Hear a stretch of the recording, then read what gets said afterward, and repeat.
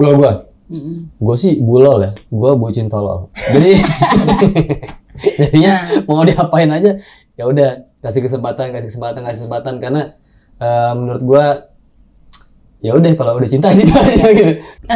Lo deh, lo pernah pacaran nggak? Pernah. Pacaran, gue pernah. Nah, parah banget. Pernah mengalami abuse? Ketika lu belum bisa memanajemen diri lu sendiri, jangan harap hubungan lu baik. Iya, betul.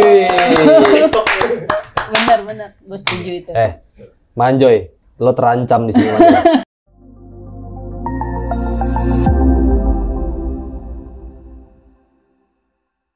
Halo Sobat Garasi, ketemu lagi bersama gue di Ide Garasi.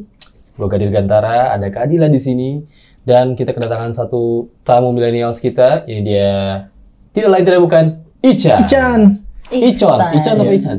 Panggil aja Ichan. Ya, kalau versi Inggrisnya I can. Jadi saya selalu bisa. Jadi orang ini bisaan aja. Apa aja bisa pokoknya. Aku bisa. Oke, sorry Sobat Garasi, kali ini gue pengen ngajakin kalian semua karena kita akhir-akhir ini tuh sering banget ya ngedengar berita-berita tentang kekerasan, ada pemukulan, KDRT, ada yang dipukul, tapi juga banyak yang takut untuk bersuara speak up karena dengan alasannya itu mungkin masih sayang atau masih bisa berubah orang itu, atau berharap kita bisa ngerubah dia. Berharap kita bisa ngerubah orang itu ya. Apakah itu benar bisa dirubah?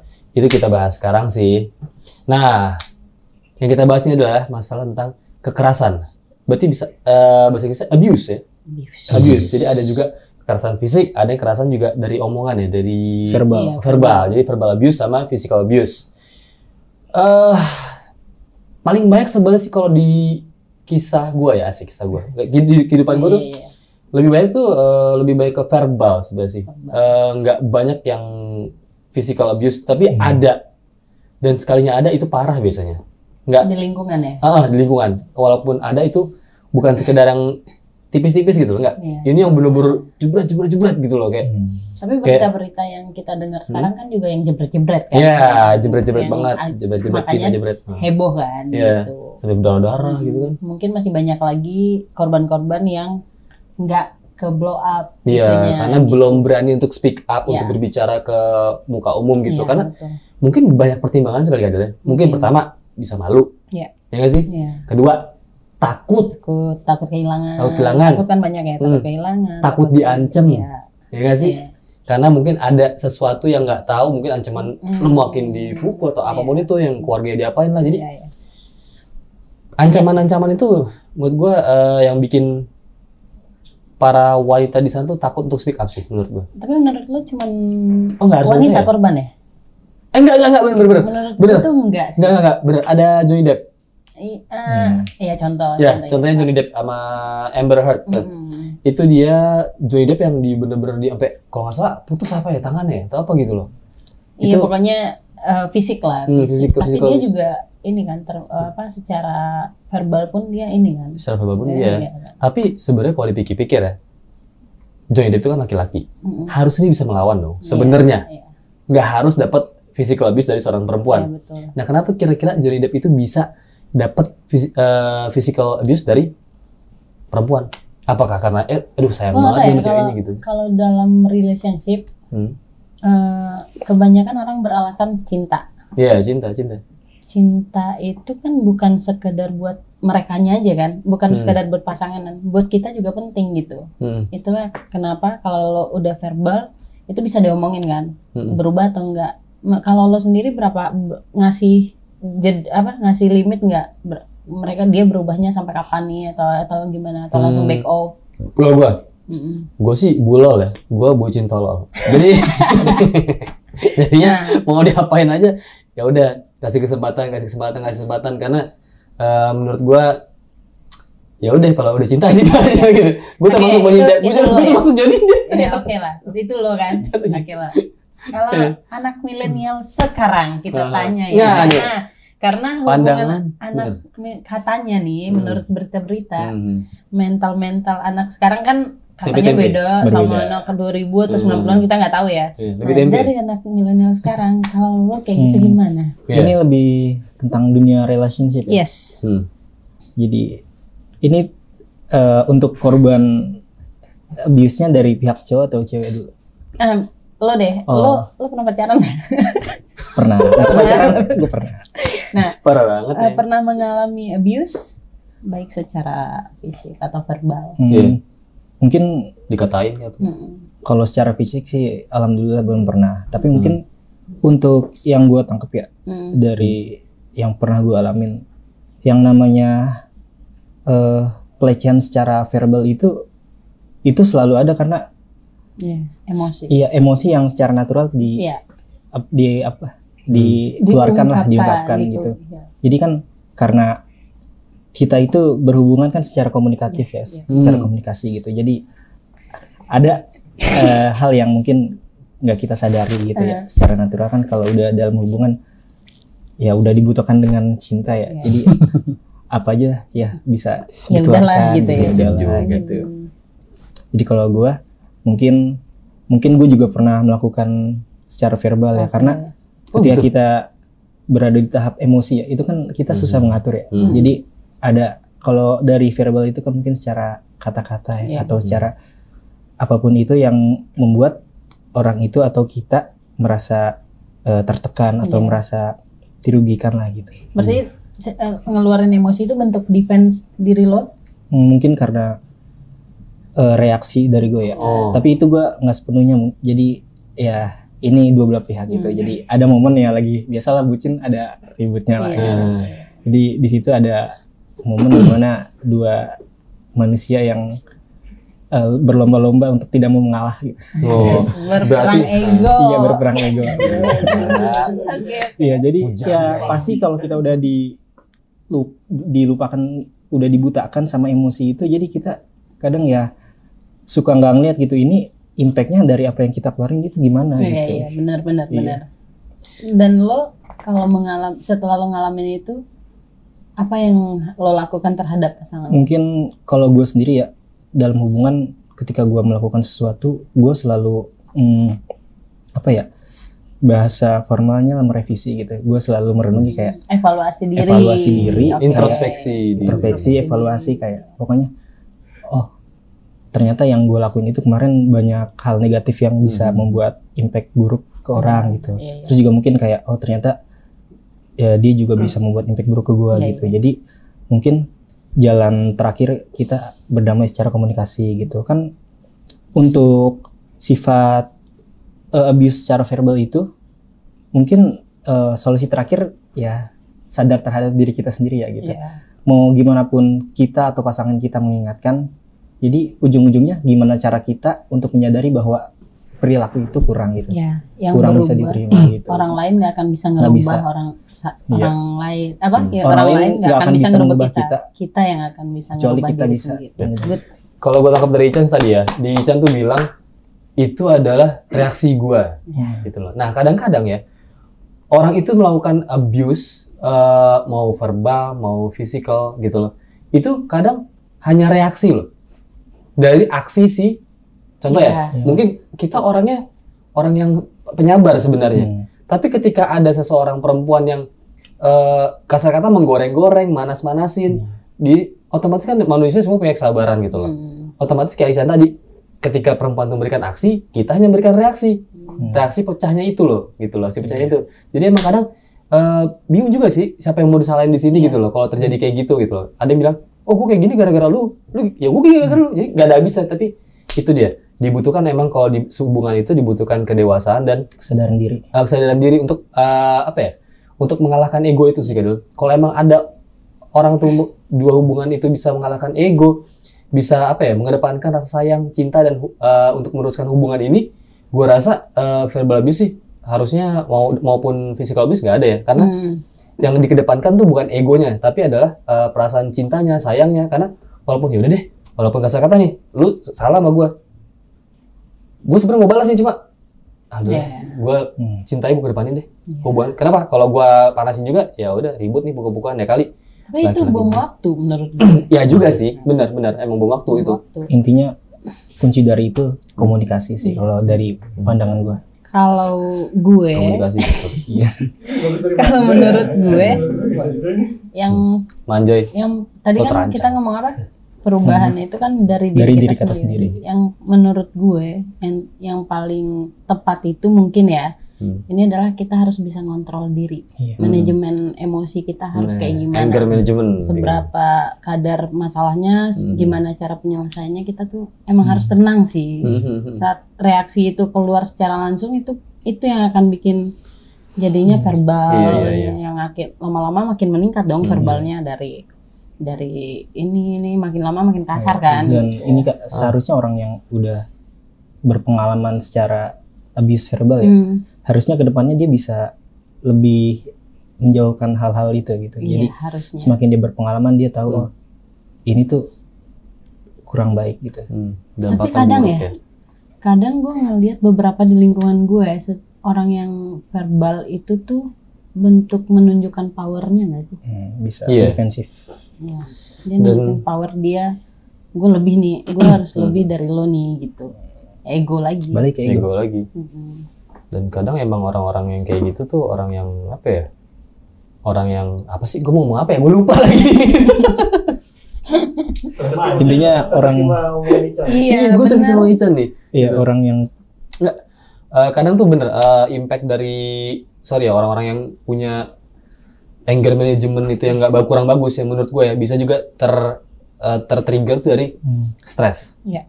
Stres itu bisa dari apa? Kalau laki-laki nih, contohnya laki-laki adalah laki-lakinya mungkin lagi kesulitan masalah ekonomi, kesulitan dalam pekerjaan, lagi nganggur, lagi apa itu bisa banget loh, bisa banget buat kemarahannya bisa meluap-luap. Kenapa? Karena ketika lagi pusing, ditambah lagi ada masalah, itu tuh bikin otak pecah gitu. Jadi dan buat orang yang yang kurang punya basic agama, gue bilang basic agama yang bisa, kalau orang punya basic agama kan kalau lagi emosi banget nih, emosi yang udah parah banget, itu masih bisa kalau Islam bisa istighfar. Astagfirullahaladzim. menenang lah. Astagfirullahaladzim gitu. Nah buat orang yang nggak tahu, yang mungkin yang kurang paham agama gitu, itu ya udah dia lupa dan bisa nggak peduli kalap, mau itu cewek mau itu cowok, ya udah gitu. Dan menurut gue sih, ya ini pandangan gue sih ya, cowok-cowok yang biasa mukul cewek itu sih biasanya nggak berani sama cowok gitu loh, setahu gue, sepengalaman gue gitu, nggak berani sama cowok biasanya. Jadi bisa dibilang sih. Menurut Ican gimana? Tentang apa dulu nih? Yang tadi dia bilang orang-orang yang biasa mukul cewek itu nggak berani sama cowok. Ya karena itu dia kayak gimana kan dia tuh ada sesuatu yang tersimpan di dalam diri dia yang nggak bisa dikeluarin sama orang, tapi sama orang ini karena orang ini karena dia melihat orang ini lemah, perempuan itu lemah, gue setuju sih dengan itu. Dia ngegencet si dia. Kenapa? Karena gue nggak bisa gencet yang lebih gede dari gue gitu loh, nggak berani, kayak nggak punya mental itu menurut gue. Kalau dari gue mungkin ada dua kemungkinan ya. Yang pertama habit dari karakter orang ini. Yang kedua ya dia ngelihat bahwa dia ngerasa lebih tinggi gitu kedudukannya. Jadi ada ruang buat dia masuk. Dia memandang dia merasa superior. Cowok itu memandang wanita itu lebih rendah. Jadi dia bisa lebih berkuasa secara fisik. Ya benar. Dia ngerasa superior ketika dia bersama sosok perempuan. Tapi ketika dia bersama laki-laki lain dia ngerasa biasa gitu agak. Tapi kebanyakan yang gue temuin sih orang ini habit ya, karena dia udah karakternya dia lebih ke emosional. Dia juga ya biasa buat main secara fisik gitu, meluapkan emosinya secara fisik gitu. Mungkin biasanya ada yang kalau dari yang pernah gue lihat, salah satu teman gue, dia memang secara emosional meluapkan dengan fisik ya. Tapi ketika dalam pasangan dia mengontrol sebaik mungkin, kalau bisa jangan menyakiti pasangan. Jadi dia mengalihkan ke barang gitu. Jadi meskipun ribut nih di satu tempat, dia lebih baik hancurin barang daripada hancurin fisik. Tapi menurut lo itu tetap baik? Kalau better aja ya? Kalau itu menurut gue better karena oke, dia punya kesadaran diri kalau dia secara karakter melakukan emosionalnya dengan fisik. Nah dia bisa mengalihkan itu bahwa dia sadar gitu. Kalau gue biasain ini diri gitu. Sendiri, ya? Kalau pasangan gue jadiin objek emosional gitu, itu bisa merusak hubungan gue gitu. Benar. Wah, anak milenial yang punya pemikiran dan punya emosi emosional yang cukup bagus. Nah, kalau lo sendiri kayak gitu ya? Harusnya gitu. Kalau lo sendiri Chan, lo tuh gimana nih cara untuk manajemen amarah lo nih, gimana nih? Lo udah cukup baik belum selama ini? Gue lihat sih ya, kalau dari lo sih kayak lo orangnya penyabar sih. Cuma kalau lihat dari kacamata lo kayak gini-gini, muka psikopat sih. Kalau gue jujur gue tipenya orang yang lebih ke ya udahlah gitu. Kalau ada apapun kayak lebih ke menerima aja sih. Mungkin ada satu momen kayak gue ada di awal kurang menerima, tapi lebih ke depannya gue kayak ya udahlah gitu, lebih pasrah aja. Itu tadi kita bicara masalah relationship. Kan kekerasan itu nggak cuma di relationship, ada di lingkungan keluarga, lingkungan pertemanan gitu. Nah, gimana kalau misalnya di area dulu ya? Karena ada itu bener banget, karena kekerasan itu nggak cuma di hubungan ya, hubungan cinta-cintaan enggak, itu ada di hubungan keluarga, terutama mungkin lebih ke keluarga kali ya. Ada yang dari kecil digebukin sama ibunya atau digebukin bapaknya, digebukin ibu tirinya gitu loh. Jadi itu semua membuat karakter itu membentuk karakter. Karakter menjadi mental illness untuk anak itu sampai besar gitu. Trauma. Mungkin ada trauma yang trauma. Dia jadi kayak gitu. Bener. Gitu. Menjadi trauma itu, dan mungkin trauma itu yang bikin terulang kembali gitu. Terulang kembali trauma itu. Kenapa? Dia punya dendam gitu loh. Menurut lo gimana tuh kalau gitu? Iya, Chan gimana? Mungkin pernah punya pengalaman atau pernah ngelihat di lingkungan keluarga atau lingkungan sosial kayak gitu? Untuk di lingkungan sosial tadi masih berhubungan sama relationship ya. Iya. Jadi backstory temen gue ini yang dia emosional, secara kekeluargaan dia ada problem. Jadi jatuhnya dia udah biasa ditekan secara verbal ataupun non verbal gitu. Jadi dia kemanapun dia emosi, dia meluapkan secara apa yang diterima gitu. Jadi buat dia itu udah biasa. Jadi kembali ke habit sih kalau yang gue. Tapi lo sadar nggak orang-orang kayak gitu tuh butuh sosok teman atau pasangan yang tahu kelemahan dia itu dan bisa masuk untuk ngerem itu terjadi. Kalau itu butuh banget, karena dari si orang ini nih, salah satu teman gue, dia bilang ya keluarga gue satu lagi ya teman-teman gue gitu, karena dia tahu dia gimana ya, bingung gitu, tempat berpulang yang ini udah rusak lah. Dia butuh wadah juga buat stabilin emosional dia gitu. Nah, tapi repotnya nih Chan, Adil, kalau wadah dia berpulang itu keluarganya udah rusak, dan dia nggak punya temen-temen. Itu tuh ada orang kayak gitu. Ada repot banget. Dia nggak punya temen untuk cerita, dan ketika ada masalah di keluarga juga nggak bisa cerita. Yang ngancurin dia keluarganya, gitu loh. Itulah makanya gue kenapa setuju banget sebelum kita ngejudge orang, kita pelajarin dulu orangnya. Iya. Kenapa dia begini? Kan kita nggak tahu nih backstory gimana, dari sebelum-sebelumnya terjadi apa gitu. Kalau misalnya emang kita bisa untuk udah nih ada gue nih tempat lo cerita. Kadang-kadang mereka cuma butuh didengarkan. Benar. Kalau misalnya emang kita sanggup untuk menemani ya temenin gitu. Tapi kalau memang enggak, ya mungkin kita nggak usah nyakitin secara back off tiba-tiba gitu. Ya tetap berteman aja. Cuman mungkin nggak terlalu deep gitu kan. Gitu, gue setuju banget sih sama itu Kadil, karena gue pernah punya pengalaman kayak gitu. Ada seorang yang melakukan physical abuse. Itu emang karena backstory-nya adalah keluarganya, dia ada bermasalah keluarga dan dia nggak punya teman-teman. Tapi ternyata ketika diajak ngobrol baik-baik, dia bisa ngerti. Dia fine. Berarti yang dibutuhkan tuh apa? Dia cuma butuh teman. Butuh teman cerita. Dia butuh pendengar gitu. Iya, karena dia mungkin dia nangkap sebuah masalah nih, ada masalah masuk kepala, dia mikir sendiri. Lah, gue gak bisa cerita sama siapa-siapa. Udah deh, gue ngelakuin reaksi apa yang gue bisa aja nih, apa yang di otak gue aja. Coba ada teman kan, udah jangan deh, gue kayak gitu gini. Mikir ya, ya juga ya ngapain gue kayak gitu ya gitu. Emang everyone needs someone. Itu gue ini banget sih, penting banget. Emang setiap orang tuh ya butuh seseorang gitu loh. Baik aja sih sama orang, maksudnya perlakukanlah teman lo, keluarga lo sebagai manusia yang sewajarnya gitu. Kalaupun lo lagi emosi ya lo nggak perlu untuk berkata kasar, nggak perlu untuk nyakitin atau apalah gitu. Selagi lo masih bisa menahan itu gitu. Kalau misalnya nggak bisa ya lebih baik lo ngindar dulu gitu kan. Back off aja dulu lah daripada pecah di situ panas-panasan. Nah kan dari tiap kita sebelum menjalin relationship atau lingkungan sosial kita tahu kekurangan kita dulu kan. Apa nih halangannya kalau gue misalnya Ican mau pacaran sama ini, halangannya apa nih? Ican tahu dong sebelumnya apa. Jadi bisa lanjut nggak nih hubungan relationship atau enggak, kan itu sebelum jadian dipikirin dulu kan, nggak cuman kebawa perasaan atau apa gitu. Ini promo ini. Intinya kalau dari gue halangan gue ya. Gue kira gue udah mikir dulu ya. Gitu. Halangan gue sih ya diri gue sendiri sih. Iya. Wih, pokoknya gila. Ketika lu belum bisa memanajemen diri lu sendiri, jangan harap hubungan lu baik. Iya, betul. Benar, gue setuju itu. Manjoy, lo terancam di sini. Lo terancam. Tapi benar.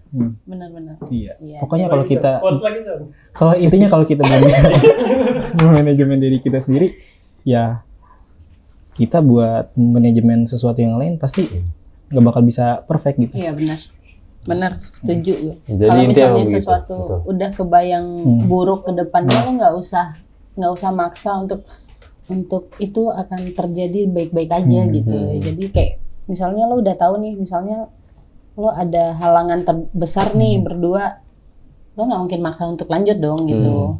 Itu lebih baik lo menghindari sakitnya sekarang daripada lo membuat sakit yang makinnya menjadi besar. Tapi kalau kira-kira masih bisa kalian semua toleransi kekurangan itu ya nggak apa-apa, silakan. Okay. Cuma kalau nggak bisa toleransi, mending gue jangan dipaksain sih. Langsung cut off aja. Love yourself first. Ini berbicara tentang relationship nih, kayaknya kita ini dari ide garasi punya sesuatu. Punya pengalaman ini ya. Apa nih? Kita punya sesuatu yang bisa kita tampilkan di waktu depan. Iya, tanggal nanti ada tayangan tentang relationship. Untuk kalian yang suka dengan relationship, kita punya satu cerita gitu. Yang bisa film pendek. Ya, buat kalian semua ngomong tentang sebuah hubungan, sebuah relationship, kita punya yang namanya sebuah movie, short movie dari Ide Garasi atau dari Garasi Nema yang berjudul apa Kadila? Love is never enough. Love is not enough. Kenapa love is not enough? Kenapa sih cinta itu tidak pernah cukup? Karena Tipatkai selalu bilang apa? Cinta saja tidak cukup. Cinta saja tidak cukup. Karena kata Tipatkai, dari dulu begitulah cinta. Ada waktu. Cinta tidak akhir. Apa? Ada waktu. Oh, karena time is money. Waktu itu saya nggak punya duit. Time is money waktu itu. Artinya waktu itu saya nggak punya duit. Gitu. Oke, jangan lupa ya. Ditunggu. Karya siapa direkturnya? Karya dari Rangga Azov. Ya. Rangga Azov. Ini karya keduanya. Karya pertamanya adalah dari Game Over. Kali ini emang isinya tentang apa kali? Isinya tentang ini emang kekerasan.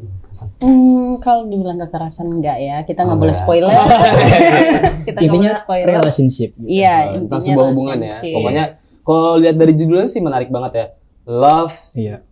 Tapi di sini nggak akan bercerita cuma tentang cinta. Banyak hal yang kita sampaikan di sini sih. Apapun hubungannya pasti di situ ada permasalahan yang tertanam. Love is not itu garis besar dari film ini.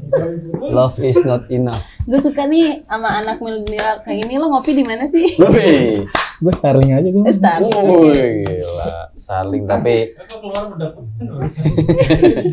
Oh ya, buat sorry sobat Garasi yang kalian semua kalau pernah mengalami yang namanya verbal abuse, physical abuse ataupun kekerasan di luar sana, mau dari keluarga, mau dari teman-teman, bahkan mau dari pasangan sendiri, boleh cerita di sini di bawah kolom komentar. Dan siapa tahu kapan-kapan semuanya bisa kita bahas cerita dari kalian itu satu persatu kalau bisa ya. Yang kita omongin tadi tuh kesimpulan pribadi dari kita, pendapat dari kita. Kalau ada salah-salahnya ya mohon maaf. Kalau kalian juga bisa ngasih masukan, silakan isi kolom komentar tuh masukan-masukannya apa aja ya. Benar. Sorry kayak namanya sobat Garasi, sorry terus pokoknya. Ya pokoknya semoga kedepannya yang korban-korban kekerasan udah harus berani untuk speak up, untuk cerita ke orang terdekatnya minimal gitu. Dari anak milenial. Iya. Suatu problem gak akan kelar. Kuat lagi guys, kuat lagi nih, gue demen. Ketika pemilik problem itu tidak menyadarinya gitu. Wih deh. Ya, kalau dari gue sih senang banget kalau berita-berita sekarang tuh udah banyak banget perempuan-perempuan yang berani speak up, berani lapor apa itu gue senang banget. Tapi gue masih agak gimana sama perempuan-perempuan yang masih bertedeng aling-aling dengan kasihan, masih sayang ataupun itu. Gue rasa untuk para pelaku-pelaku dari verbal, lebih ke physical abuse itu yang udah sadis-sadis gitu, yang udah berdarah, itu yang harus dapat hukuman sih, kalau menurut gue. Hukuman apa itu untuk mendapatkan efek jerahnya. Tapi sorry ya, gue nggak ngelihat dari sisi laki-lakinya doang. Kadang-kadang perempuan juga melakukan verbal abuse yang bikin cowoknya emosi juga. Emang banyak hanya banget. harus saling, Banyak banget. harus saling menjaga gimana caranya untuk tidak saling menyakiti. Ingat itu ranahnya udah toksik. Ya, Iya. betul. Kalau udah Pokoknya, toksik, goodbye aja. Iya. Iya. Masuk Chan. Dari gua. Iya. Apa ya? Kayaknya udah kebanyakan quotes ya. Iya. Iya, bagus sih. Disimpan buat besok. Iya. Gue simpen.